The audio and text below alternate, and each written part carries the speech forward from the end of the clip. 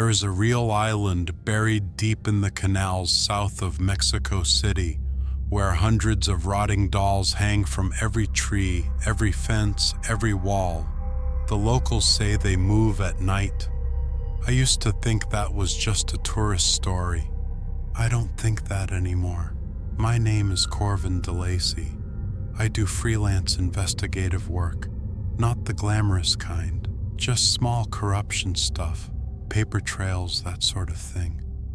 Last year I was in Mexico City following up on a completely unrelated story about land permits in Xochimilco.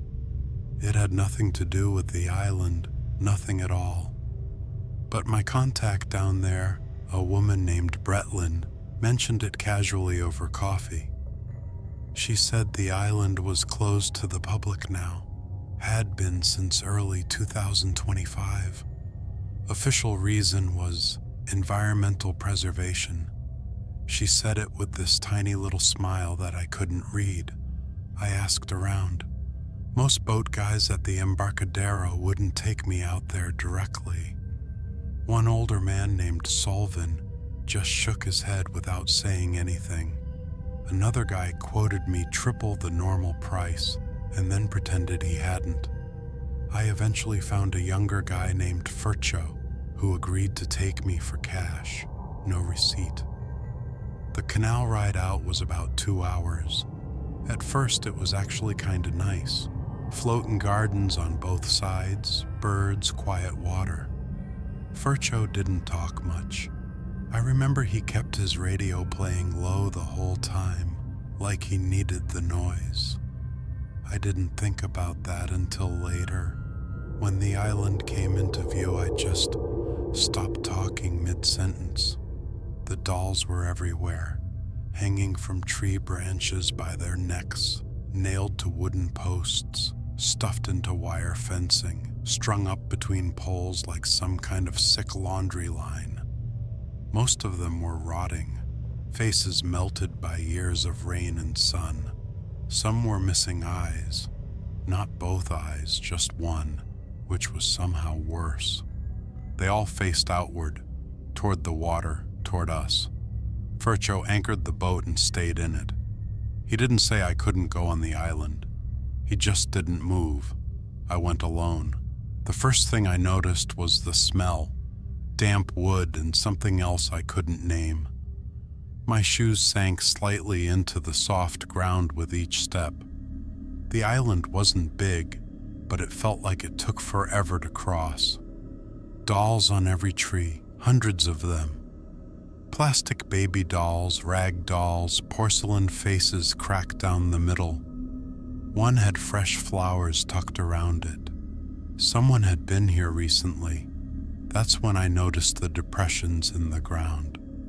Small, deliberate patches where the dirt had been disturbed and smoothed back over. I crouched next to one near the base of a large tree. I pushed the grass aside. Underneath, wrapped in a plastic bag, a child's sneaker. White, tiny, maybe a size 4. I stood up and looked around and counted. There were at least 6 more patches just in the area I could see. I photographed everything. That night I went back to my hotel and started digging through old county and municipal records. It took me until about 3 a.m. to find it.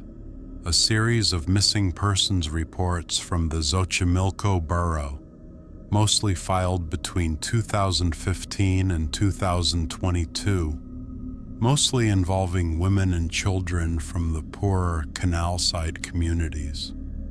Many of them marked unresolved. Several of them were marked withdrawn by the filing family. No explanation given. I went back to Bretlin the next morning and showed her what I found. She looked at the papers for a long time without saying anything.